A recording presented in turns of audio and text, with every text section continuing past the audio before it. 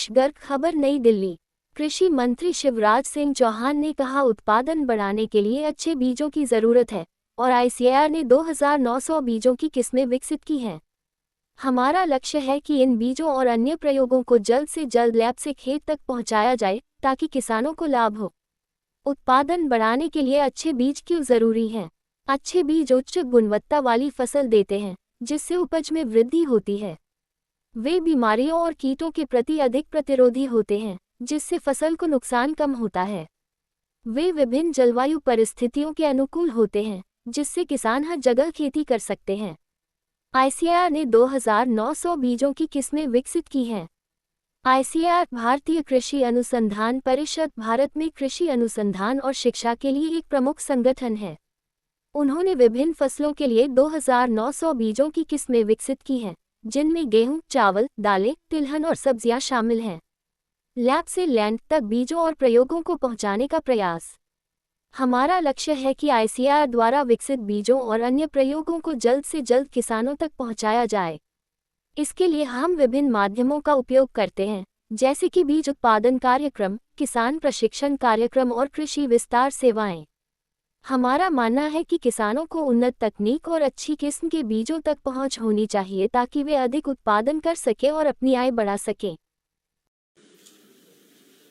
हमारे यशस्वी प्रधानमंत्री श्रीमान नरेंद्र मोदी जी के नेतृत्व में किसानों की सेवा करने का विनम्र प्रयास हम कर रहे हैं। और सेवक के बारे में जब कहा जाए कि मुख्य अतिथि, तो बड़ा अजीब सा लगता है। यह अतिथि शब्द दूरियां पैदा कर देता है। आदरणीय मोहिनी जी, दिनेश जी, हम अतिथि नहीं, हम भी घर वाले ही हैं, परिवार वाले ही हैं। हम सब एक विशिष्ट लक्ष्य की पूर्ति के लिए काम कर रहे हैं। भारत में किसानों की समस्याएं अलग तरह की हैं। हमारे यहां जोत के आकार छोटे छोटे हैं। Land holding average 1 Hector. दुनिया भर में अगर आप देखें, ऑस्ट्रेलिया, ब्राजील, अमेरिका, अब यहां तो 5-5, 10-10 हजार एकड़ के फार्म हैं एक एक किसान के पास। हमारी तो 86% से ज्यादा, 86% से ज्यादा लघु और सीमांत किसान हैं, जिनके पास 1 हेक्टर से भी कम जमीन है। उसमें खेती करना और खेती पर ही आजीविका निर्भर हो तो आजीविका की गाड़ी चलाना बहुत कठिन काम है। प्रधानमंत्री जी के नेतृत्व में कई महत्वपूर्ण इनिशिएटिव लिए गए हैं। आज उसके बहुत विस्तार में नहीं जाऊंगा, लेकिन हमारी रणनीति है खेती को फायदे का सौदा बनाने की 6 सूत्री है। नंबर 1, हमको उत्पादन बढ़ाना है। पर हेक्टर उत्पादन, पर हेक्टर यील्ड बढ़ाना है। नंबर 2, उत्पादन की लागत घटाना है। नंबर 3, उत्पादन का उचित मूल्य देना है। नंबर 4, नुकसान हो जाए तो उसकी भरपाई करना है। अगर एक बार नुकसान हो गया तो मारा जाता है फिर किसान। प्राकृतिक आपदा में बाढ़, बरसात, ओला, पाला, सूखा। और नंबर 5, कृषि का विविधीकरण, डाइवर्सिफिकेशन, और उसका वैल्यू एडिशन। और नंबर 6, ये धरती केवल हमारे लिए नहीं है, आने वाली पीढ़ियों का भी इस पर हक है। तो धरती की इतनी चिंता तो करें कि वो आने वाली पीढ़ियों को भी खाद्यान्न, फल और सब्जी देती रहे। और इसी रणनीति के आधार पर उत्पादन बढ़ाना है तो अच्छे बीज चाहिए। और आईसीआर ने कई बीजों की किस्में विकसित की, 2900 बीजों की किस्में विकसित की है। अब हमारी चिंता है कि वो लैब में जो प्रयोग होते हैं, जो बीज जारी करते हैं, वो किसान तक जल्दी कैसे पहुंच जाए। नहीं, breeder seed, foundation seed, certified seed,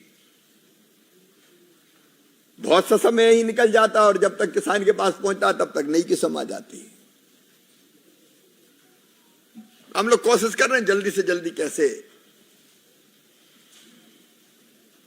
lab से लैंड तक, चाहे सीड्स हो या बाकी प्रयोग हो, अनुसंधान, उनका लाभ पहुंचे। लैब टू लैंड, विज्ञान से किसान तक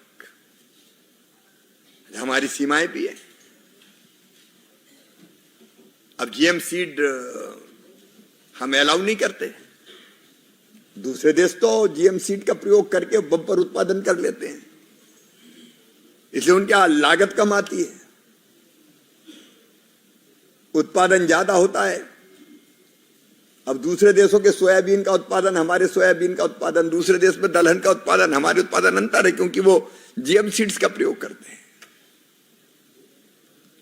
लेकिन हमको प्रकृति के साथ खिलवाड़ भी नहीं करना है। अच्छे बीज, मैकेनाइजेशन, कृषि पद्धतियों में बदलाव, उत्पादन बढ़ाने के लिए किसान के पास लगाने की पूंजी भी हो। इसलिए किसान क्रेडिट कार्ड इस बार बढ़ा के 3 लाख से 5 लाख किसान क्रेडिट कार्ड पर मिलने वाली राशि की सीमा बढ़ाई है। तो ऐसे अनेकों प्रयत्न चल रहे हैं। लेकिन दूसरा है लागत घटाना। उसके प्रधानमंत्री किसान सम्मान निधि 6,000 रुपया लघु और सीमांत किसान के लिए बड़ी राशि होती है। कई बार जरूरत पड़ जाए अचानक तो व्यापारी के पास, साहूकार के पास नहीं जाना पड़ता। और उर्वरकों पर, फर्टिलाइजर पर सब्सिडी अगर आप देखेंगे तो पिछले साल 2,54,000 करोड़ रुपया थी। अब कई तरह के विचार आते, 2,54,000 करोड़ रुपया विशाल धनराशि। इसी सरकार ने तय किया कि 1,350 रुपया की डीएपी की बोरी मिलेगी, इससे 1 पैसा ज्यादा बढ़ने नहीं देंगे। अगर महंगा होगा तो सब्सिडी सरकार देगी। 266 रुपया में यूरिया की बोरी मिले,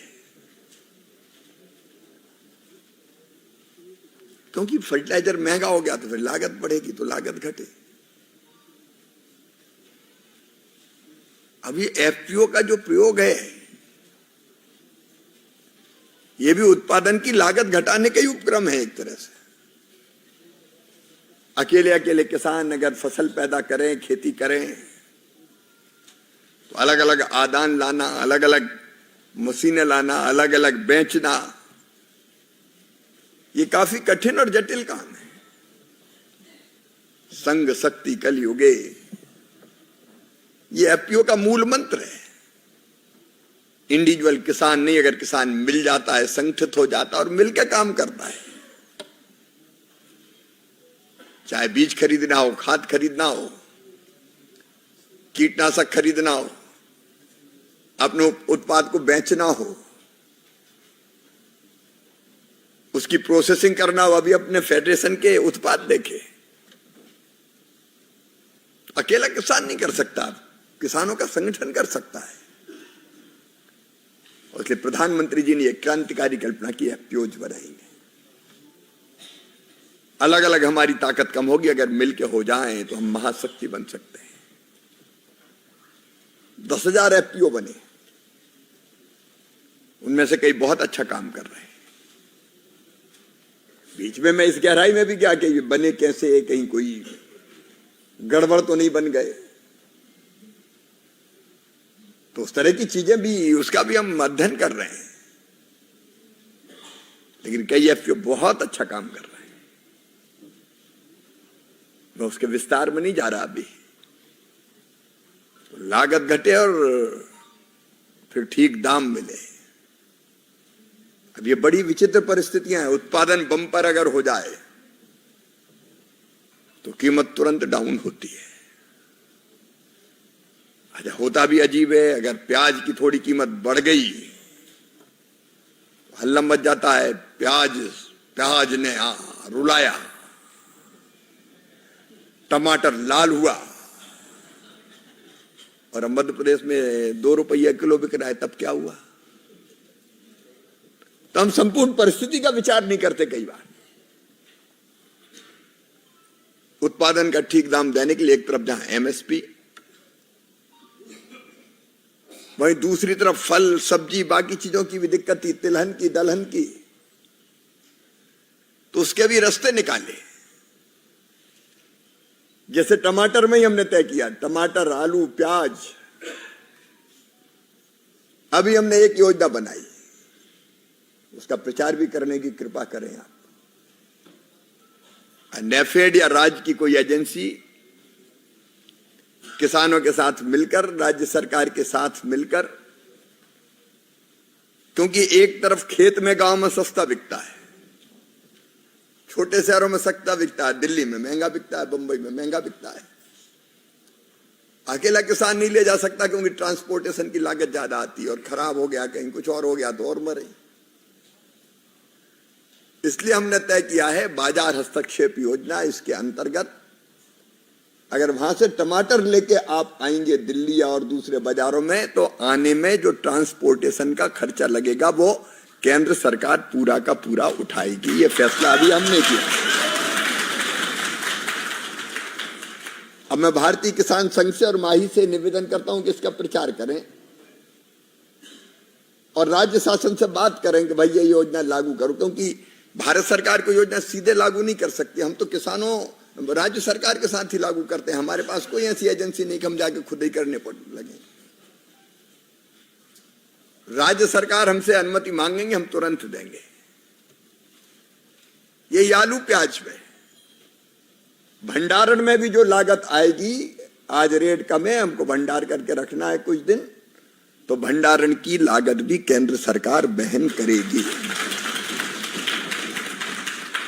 लेकिन ऐसे निर्णय प्रचारित हो जाएं और फिर राज्य सरकारों से हम भी बात करेंगे, यहां से आप भी बात करें। अभी कुछ फैसले किए, एक और टमाटर और सब्जियों में अगर रेट पिछले साल से 10% से ज्यादा गिर गए, तो हमने योजना बनाई है, एक तो बाजार हस्तक्षेप मूल्य तय करेंगे, मतलब जो एवरेज प्राइस होनी चाहिए वो आईसीआर तय कर देगा, और उसमें और मार्केट के रेट में जितना अंतर है,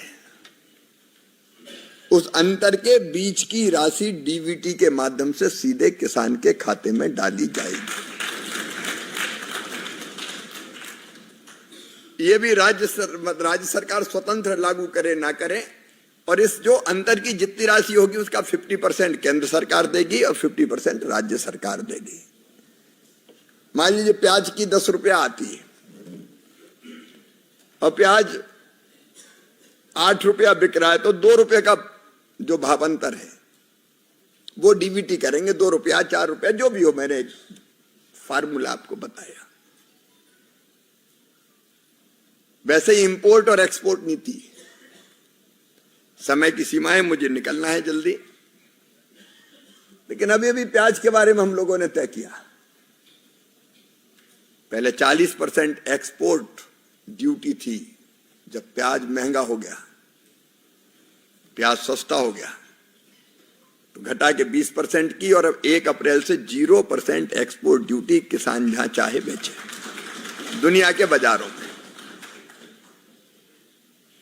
सोयाबीन में हमने प्रयोग किया, उतना लाभ कीमतों पर नहीं हुआ, लेकिन आगे भी प्रयोग जारी रहेगा।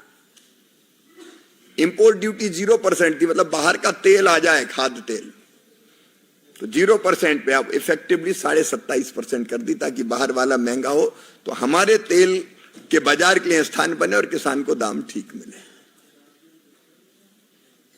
तो हमारी कोशिश है, बासमती चावल और बाकी चावल के निर्यात पर मिनिमम एक्सपोर्ट प्राइस लगती थी, वो घटा के हमने 0 कर दी। अरे एक्सपोर्ट हो रहा तो होने दो, काहे की एक्सपोर्ट प्राइस। ऐसे अनेकों फैसले ठीक दाम देने के लिए किए गए। मैंने कुछ उनमें से आपको बताने का प्रयास किया, लेकिन इनका लाभ, दिक्कत यह है कि ठीक से लाभ किसानों तक पहुंचे। उसके लिए जागरूकता, किसानों को जानकारी, और अभी पीएसएस के अंतर्गत कई राज्यों को अनुमति देने वाला है कृषि विभाग। मैं खुद ही कृषि मंत्री के नाते करूंगा, लेकिन तत्काल वो राज्य सरकार उसको इंप्लीमेंट करके लाभ दे दे। इसमें किसान संघ की बहुत महती और महत्वपूर्ण भूमिका है। और वैसे ही ठीक दाम देने के लिए एफपीओ, छोटी जोत के आकार है तो हमको संगठित होना ही पड़ेगा। मैं एफपीओ के विद्वान बैठे इसलिए उनके बारे में ज्यादा विश्लेषण नहीं कर रहा, लेकिन हम मिलकर कौन कौन से काम और साथ कर सकते हैं। हर एक एफपीओ की अपनी विशेषता है, अपना क्षेत्र है। मार्केटिंग, ब्रांडिंग, प्रोसेसिंग, बनाए गए उत्पाद का प्रचार प्रसार, उसको बेचना। आपने कुछ सुझाव दिए हैं आदरणीय भाई साहब मोहनी जी ने, और वो मैंने नोट भी किए हैं। केसीसी कार्ड की आपने बात की, लाइसेंस की सबसे बड़ी बात है। एफपीओ के लिए लाइसेंस नीति कैसे बस सरल और आसान हो, उस पर हम गहराई से विचार करेंगे। आपका भी सहयोग लेंगे और फैसला ये करेंगे कि बहुत सरलता से लाइसेंस मिल जाए। केसीसी कार्ड के बारे में भी विचार करेंगे। इंडिविजुअल किसान को तो मिलता ही है, लेकिन इंडिविजुअल किसान अलग है। एफपीओ अगर कुछ कर रहा है तो पूंजी की आवश्यकता है, और जुगाड़ टेक्नोलॉजी में पहले समझ नहीं पा रहा था। फिर ये भाई साहब कौन सी टेक्नोलॉजी ले आए। मैंने बहुत समझने की कोशिश की। जब बगल में आया मैंने पूछा ये कौन सी टेक्नोलॉजी, नाम तो बताओ। बोले जुगाड़। जुगाड़ का मतलब है व्यवहारिक इंजीनियरिंग। कोई इसके लिए इंजीनियरिंग की परीक्षा पास करने की जरूरत थोड़ी है, कोई बी की जरूरत नहीं है। अगर दिमाग चल रहा है तो बना दी चीज, और वो मशीन बन गई, उपयोगी है, तो क्यों उसको लाइसेंस नहीं मिलना चाहिए।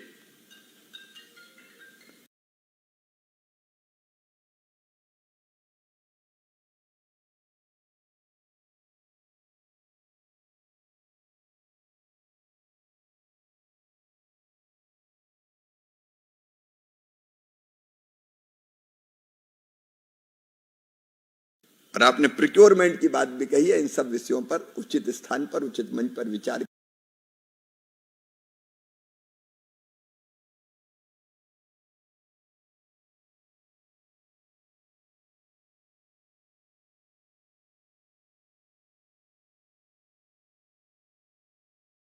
करके योग्य फैसला हो, ये कोशिश मैं करूंगा।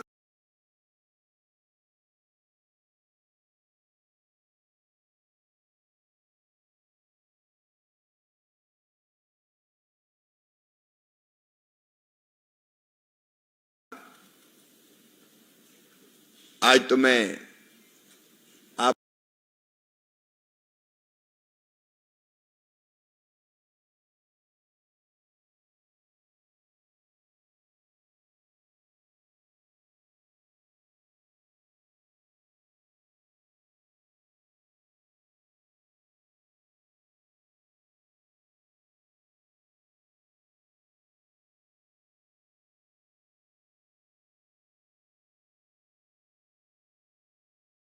आपको हृदय से धन्यवाद देता हूं ये माही बनाने के लिए।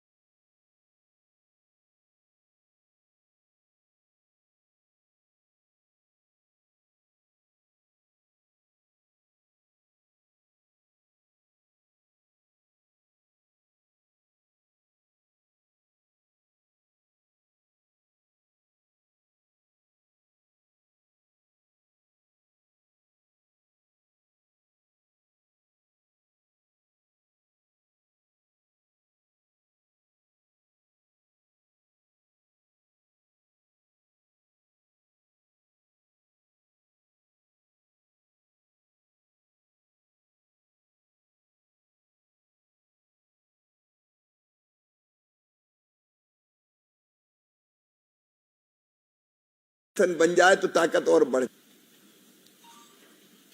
हर एक एफपीओ अपना लक्ष्य तय करें। अगर प्रशिक्षण नहीं होगा तो कई चीजें नहीं कर पाते। तो पानी के अंदर जाना पड़ता है। तो एक एक चीज का जब तक अनुभव नहीं करेंगे तब तक।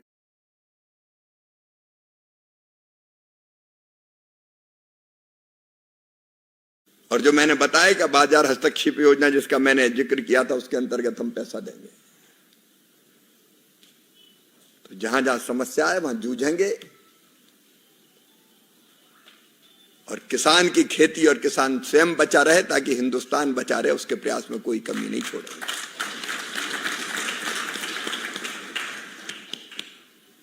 इस प्रशिक्षण के लिए आपको बहुत धन्यवाद।